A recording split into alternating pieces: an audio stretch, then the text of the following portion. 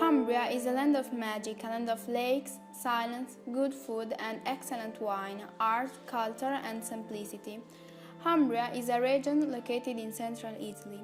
It is the only Italian region having neither a coastline nor a border with other countries.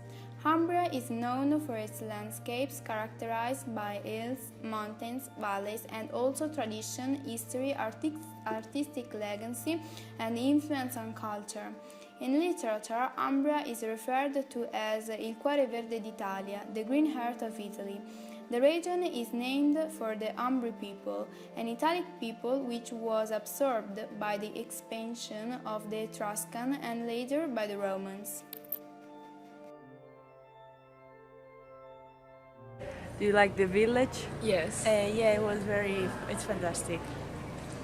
What do you like the most? The buildings, Yeah, all the church, the food. And what have you done today? We visit different villages. We're going to a lake. a lake, yeah, and a little village that is in the top of the hill. Okay. Thank you. You're welcome. You're welcome. Bye. Umbria is also known for its historical towns such as Perugia, which is the regional capital, and it is also known as an important university center. Other important cities are Assisi, which is associated with the Basilica of San Francesco, in which are contained the remains of Saint Francis of Assisi, and also Orvieto.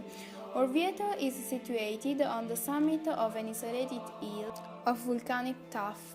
The city is famous for the Gothic cathedral built in 1290.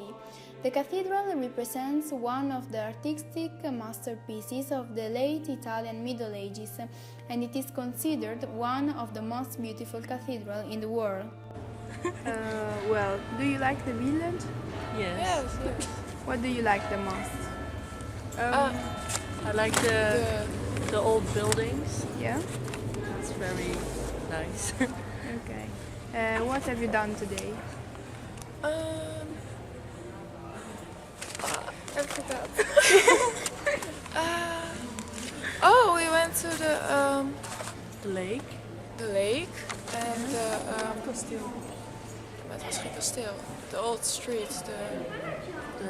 The dead city. Yeah. I think it's called like this, but I don't know. We liked it. Okay.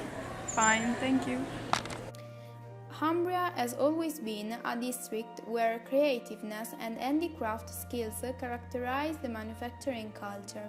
Above all, the textile production has been a part of Umbria tradition for centuries. Nowadays, there are in Umbria some of the most famous fashion houses like Brunello Cucinelli and Luisa Spagnoli factory. There's also an hand-weaving workshop called Giuditta Brozzetti.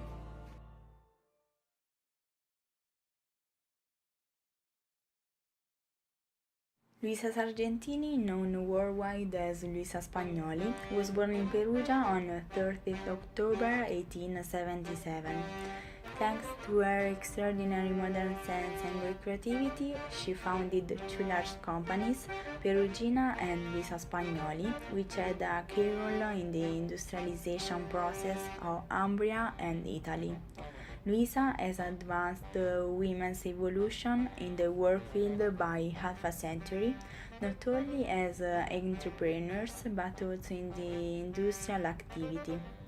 Her great creativity, inventive skills and practical sense led her in 1922 to conceive the famous bacio, which became famous worldwide. Perugina's successes were the basis for Luisa Spagnoli's birth, not only because the first highly successful Spagnolist enterprise constituted the source of capitals to create the second, but also because it represented for them an entrepreneurship school. During the late 20s, Luisa began breeding a domestic species in the garden, never bred systematically in Italy, the Angora rabbit, in order to obtain a yarn to produce clothing. The result was surprising in terms of homogeneity and thinness, thanks to the use of traditional techniques and choice of combing instead of shearing to collect the wool. The business in the textile sector, which today still carries her name, began in 1928. Luisa Spagnoli's intuition consisted in using the Angora rabbit wool to create yarns and garments when in Italy this fiber was not popular.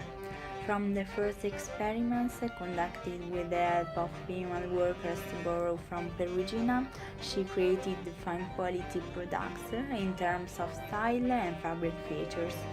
Spagnoli's garments were immediately appreciated by Italian and foreign shoppers thanks to the fabric consistency, elegant lines and harmonic colors, who considered them much superior than any other Angora clothing on the market at the time.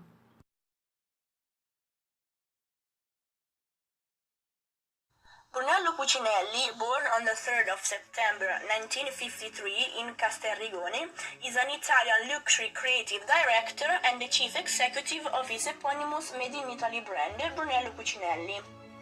He dropped out of school at age 24, choosing to read philosophical texts on his own. He founded Brunello Cucinelli Spa in 1978.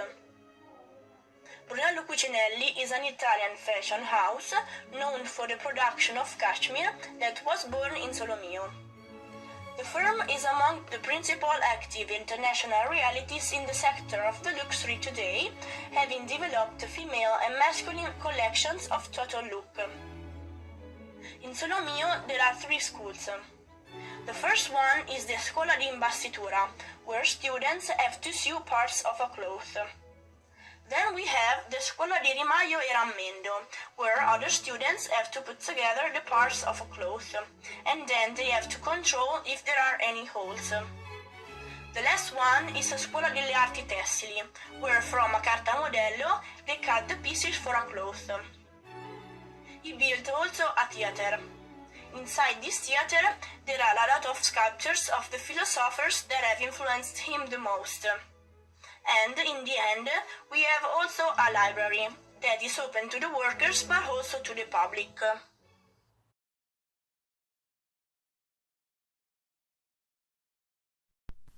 Giuditta Brozzetti Atelier is a workshop based in a 13th century ex-church of San Francesco delle Donne in the center of Perugia. The Laboratory Museum was founded in 1921 by Giuditta Brozzetti, from which the name comes indeed, a very important proponent of female entrepreneurs from Perugia. During the First World War, she discovered that in the countryside around the capital the women kept and used ancient textile techniques. Therefore, on the return of the veterans from the front, Giuditta decided to open her own business in recovering the glorious Umbrian textile tradition. The Umbrian textile tradition has really ancient origins. Since the Middle Ages, indeed, the production of the typical panillera perugina made the territory of Perugia very rich, as these fabrics were really appreciated throughout Europe. Then in the early 20th century, many activities were born in the region with the intent of reviving the textile arts and finally giving women economic autonomy. Giuditta's fabrics were made with original 18th and 19th century manual looms in order to stay as much as faithful possible to the medieval Renaissance tradition.